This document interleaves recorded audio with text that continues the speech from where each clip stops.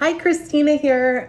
Wanting to talk to you today a little bit about transfer addiction. I did a live and I realized when I do the lives, sometimes the quality is not so great. I also do the lives a little bit for me to work through some of my thoughts, but I wanted to make an official transfer addiction video to post and answer some questions and get a little real with that. So I am 11 years post bariatric surgery. I had the vertical sleeve gastrectomy 11 years ago, next month, actually a couple weeks, it'll be 11 years ago. And I started posting on this channel, pre-op, post-op, and all those videos are up. And over the last 11 years, I have learned a lot in regards to transfer addictions and had to come to terms with a few things that I was struggling with. And then as I started making videos and just being on TikTok and following a lot of creators and people who have had bariatric surgery, I'm seeing a few different things. I'm seeing a lot of talk about transfer addiction. I'm seeing a lot of talk about weight gain and why that happens. And then personally, I've had to do a lot of work mentally and emotionally to try to stay successful in my weight loss journey. And I've learned a lot. And, I'm 42 years old. I'm a mother of 2 kids. I'm busy. I'm in the entertainment industry. I'm a photographer. And these last couple years have been rough in regards to COVID and what it's done in the industry. And I started dealing with playing around with alcohol more than I'd ever in my life. And I had heard of transfer addiction a little bit before I had bariatric surgery, but didn't think too much of it. And I was in my early 30s and I never considered myself like an addict of any sort.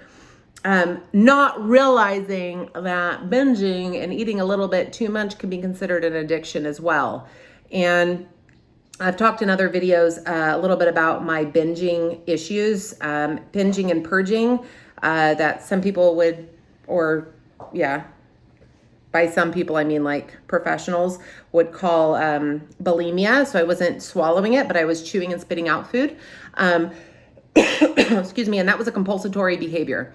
And something that when we have bariatric surgery, when people who have weight issues, we're at a level of desperation. And so we have our stomach removed. And unless we address why we were using food inappropriately, very often that compulsory behavior transfers into another behavior, sometimes positive and sometimes negative. I was doing some research kind of about this topic to get statistics, because I like statistics.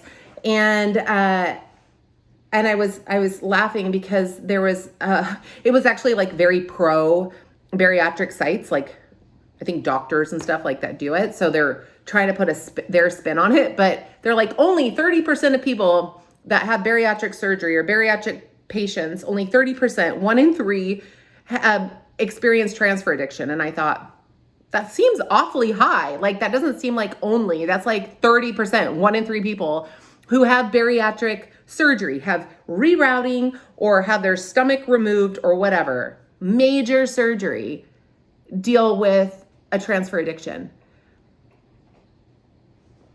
That feels like that needs to be something that we're talking about on the front end. And I think it's glossed over, and that's why we have to do like those psych evals and things like that.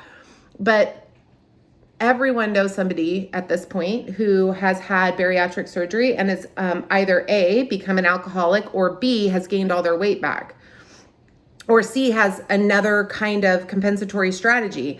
I don't know of anyone, and please put in the comments if you know of somebody who's like, or you are this person, because I would love to have a chat with you, who has had bariatric surgery and then just never really thinks about their weight again.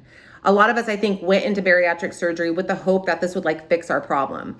This would, and even though we may have said like, oh, we know it's not an immediate fix. Come on, like we all went into it, I think, at least with the hope that this would fix like 80% of the problem, that we wouldn't have to always think about our weight, that we would just be quote unquote normal, that we wouldn't necessarily be obsessive about our weight, and maybe I'm speaking just for me. So please, I have no problem being wrong in this area, but I don't know if I've ever met a post-bariatric patient that has said, No, it's fixed. Like, I don't even think about my weight anymore. I have had no issues going up and down. It's no transfer addiction at all. And I'm like completely normal. And I just never even think about like food or anything.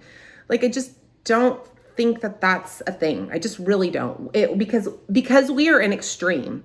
Bariatric patients are an extreme. We are that small group that has to have our stomach removed. So that's like a very big surgery. That's not something that's just like everyone can just get done, right? So transfer addiction, 30% makes sense. And to be honest, I think it's probably higher than that. Like there's nothing like documented in my like papers that I have some kind of an addictive issue. So I'm not like within that statistics.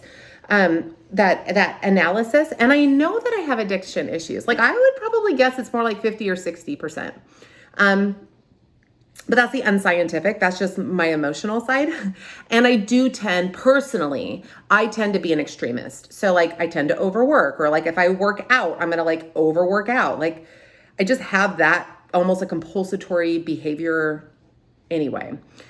So just kind of like, I can really only speak for myself. I don't like speaking for everyone, but I feel like I'm pretty confident in the whole, like nobody has weight loss surgery and doesn't deal with anything regarding weight or any kind of addiction. Like I really feel like that across the board, we're all dealing with something there. I'll speak for everybody in that regard. But for me, when I had my surgery 11 years ago and they removed my stomach and I started losing weight, the weight came off quickly because they removed my stomach. Therefore, I could not use food as a way of coping with whatever I was dealing with. What I didn't realize that what I was dealing with was ADHD, and have recently got diagnosed and treated for that.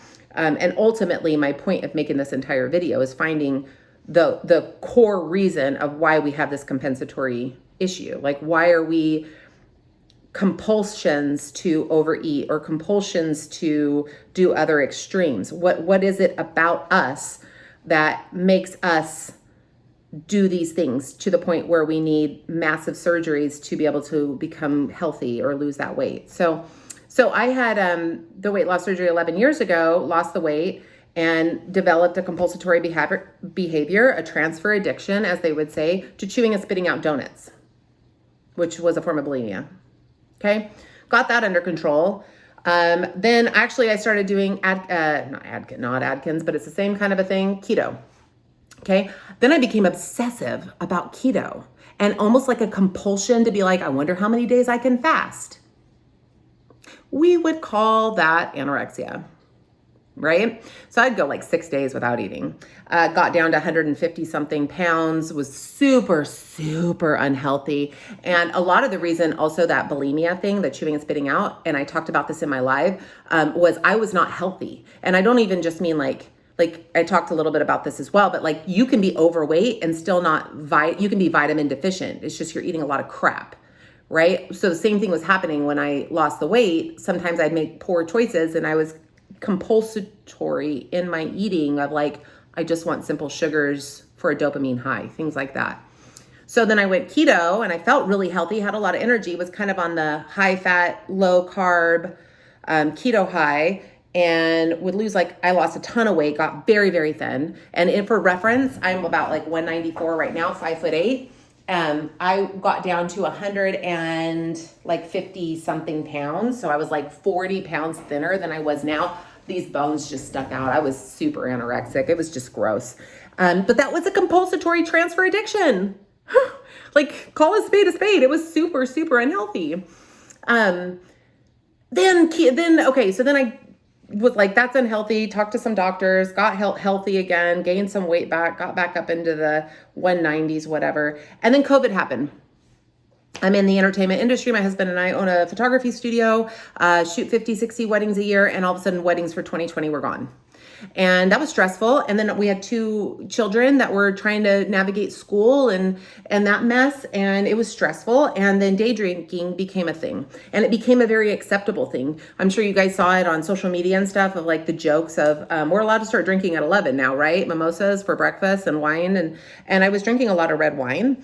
And there I realized later that, oh, I just transferred one addiction to another. I just transferred one compulsory and compensatory strategy for an overactive mind, which we learned later that was ADHD, which again is the crux. I finally figured out the crux of my problem. And I transferred it into another negative, poor behavior, which was not healthy. Okay. And then that's what I finally was like, oh my gosh, I'm going from one thing to the next thing to the next thing. And on the outside, if you were to look at me, you'd be like, oh no, she's got her shit together. She's fine. She's super successful. Look at Chris is like a motivational speaker and blah, blah, blah. And no, I was not. And I was crumbling and my weight was going up and down. I felt like a failure. And I was like, oh my gosh, am I becoming a freaking alcoholic? Like, am I that person? As I like to say, am I the drama? I was, because I was using alcohol as an acceptable compensatory strategy for stress, anxiety, and overactive mind. And what I have seen, and in that, I finally got assessed, finally got a diagnosis, finally realized, oh, the reason I was doing all of these other things was because I wasn't addressing a psychological, emotional, chemical issue in my brain. So I originally used food, got up to 300 pounds, had my stomach removed, did eating disorder stuff, lost way too much weight, got very unhealthy. Eventually, I did a lot of like overworking, which could be another transfer addiction. I see a lot of creators. I see a lot of people who are quote unquote successful in their weight loss, but now they're like a gym rat and their compulsory behaviors become like to an extreme, being in the gym, right? And so we all kind of like know these people and we've seen these people, but like there's like one of 3 or 4 things that can happen after you have weight loss. You can either which we'll call that the healthy one. You can really work with a psychologist, with a doctor, with whomever, and identify why you were using food as a compensatory strategy behavior. Because all weight loss surgery is removing part of your stomach or doing some rerouting. If you could control the amount of food you were putting in your mouth, you wouldn't have had to have that rerouting. So there's something wrong there. All of us have that. Like we wouldn't have had to have our stomach removed. Okay. So you can work with somebody and figure out ultimately why was I doing this? And then what are some better strategies so that I can live my life in a healthy manner? So that's one way. And then possibly successfully keep your weight off. And then work and have that accountability. That's the healthy way. I don't think a lot of people do that, to be honest, because a lot of us are looking for a quick way and a fast way to get this weight off. And then the real work has to come into identifying why we were overeating. And that's where the pain lives. I just said that, and then I just heard myself say that. And I think that's the truth. The pain lives in the crux of why we're doing what we're doing. Whether it's mental illness, whether it's past trauma, whether it's being unhealthy and look like your body's needing the vitamins. And so you're eating all the wrong foods and you're overeating like crap and your body's just unhealthy. And so now you're in like the spiral of unhealthy, even though you're putting weight on. Whether it's, abuse or in an unhealthy relationship and the food is what's filling that need, there's something there. So either you can get help for that, fix it. There's really no fixing it. Come on, guys. We all know that. It doesn't ever just like magically go away, but having a healthy coping strategy. There we go. Right. Or B, we can transfer the addiction and the compulsive behavior and develop new problems. That's fun. Right. Or C, we can ignore it. And since us weight loss patients, us overeaters, this brain that we all share, right? We find ways to put the weight back on because we're smart like that. We know how to put our weight back on. We drink it, we eat it slowly throughout the day. We choose really fatty or high caloric foods and we get 2,500 calories or 3,000 calories or 4,000 calories in a day, even though we don't have a stomach. And we go back to our old addiction because we knew that worked for us. And what do they say? Like, it's kind of almost easier to like go back to even unhealthy behaviors, even if they're like detrimental, because we know them, the evil we know, or I don't know, there's like a saying or something that they always say. I feel like those are the only three options. And tell me if there's a fourth, because I'd like to hear it. But I think either we figure out why we needed to do this and what the ultimate problem is and seek treatment for that. We transfer that addiction to another unhealthy or healthy, maybe, I guess, behavior, like being a gym rat, or like, I guess I looked healthy to a lot of people as a success when I got super thin. But we all know I wasn't. I just transferred it. Or overworking. It was something I did a lot. Or three, we gain our weight back. And as somebody who has, I think I've done all three of those. I've definitely gained weight back. I've never got back up to 300 pounds, but I have hit the like 208. I'm on my way down again because I'm like trying to be good. I have definitely transferred my addiction to other things like overworking or keto or alcohol or, choose your poison, what I've done. Eating disorders, binging, purging, anorexia. I played with all of it over 11 years. And then I finally went to A, which is where I should have started. I got help. And I said it once, I'm going to say it again. I got help, and you guys, it will always be something I will need help with. And as much as I really, really wanted weight loss surgery to like fix that part of me so that I don't ever have to think about weight again, yes, there is a point of like when I hit around 170, 180, I don't think about my size anymore, which is lovely. It's a really nice feeling, but it's always there. Because the crux and the reason I've struggled with weight with my whole life will never be gone. And for me, it was ADHD. It was an overactive mind. We finally got a diagnosis for that. That's different for everybody. It doesn't mean everybody has ADHD. I know they don't. For me, that's where it was. For some people, it's sexual abuse and sexual trauma that they dealt with as a kid, and now they're putting weight on as a safety net, as a safety way to keep people away because they are afraid of sexual trauma. Okay, there's so many reasons, and I'd love if you feel comfortable with posting. Have you thought about where your compulsion desire comes from? Why did you need to have weight loss surgery, or why are you looking at that as a way of fixing a problem? I am very pro weight loss surgery for people who need it and are willing to do the work for it because it really helped me a lot. I would do it again and again and again and again. It was the answer for me, the answer to getting weight off. But the problem, the ultimate issue was so much bigger than what the scale said. And that's where the transfer addiction comes in. And that's when I look at people who have weight loss surgery and I look at all this, and you talk about like, people getting their weight back, or all of a sudden they become addicts in other areas. It's because there's really only one of three ways. It's either the transfer addiction, it's either getting help and solving it and figuring out the ultimate problem so that you can have a healthy relationship with food, and you can also have a healthy mental and emotional being, or C, you put your weight back on. I just feel like those are the only three things. So let me know if this is something that you struggled with. Let me know if you've gotten help, or if you're looking at getting help, or if you're like, I don't even know where to start to get help. I really want to help. I'm not going to help really anybody, but help myself, I guess.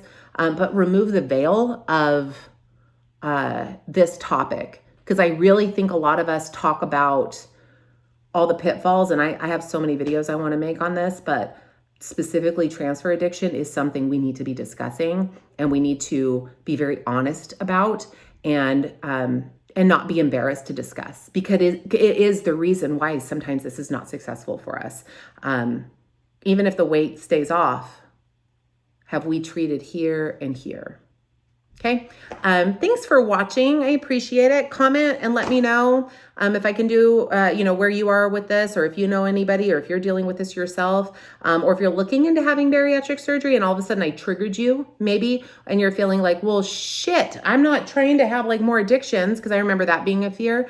It doesn't have to be like, that's not necessarily a bad thing. Let's just call a spade so we can fix it all and we can be healthy. Okay. Here's to community. Yeah. Oh my gosh, do I sound like, here's the community? Like, follow, comment. I'd like to keep this going and really create an awesome, positive community for people looking into bariatric surgery, or people who have taken the dive and are just looking to be better and help others. Thanks, guys.